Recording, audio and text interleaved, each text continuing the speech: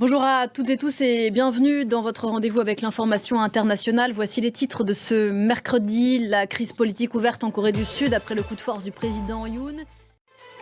Image en direct de la nuit coréenne et de la mobilisation qui se poursuit devant le Parlement de Séoul.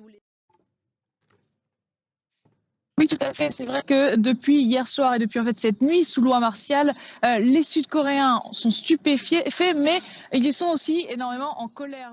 Chloé Borgnon depuis Séoul, merci beaucoup. Bien sûr, vous revenez vers nous si des événements nouveaux surviennent à Séoul. Autre pays où les discussions sur le budget, puisque c'était l'un des objets de la crise en Corée du Sud, virent à la crise politique, mais dans d'autres proportions ici en France.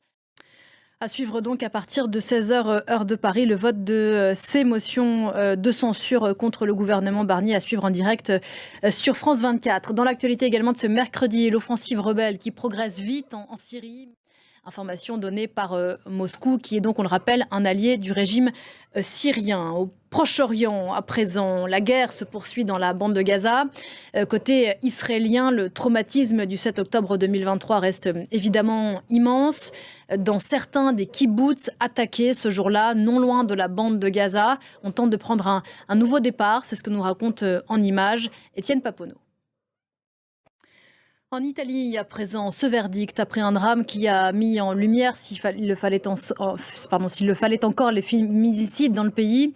La cour d'assises de Venise vient de condamner un étudiant de 22 ans à la prison à vie. Il avait poignardé à mort son ex-petite amie. Et parlons-en, continue juste après ça.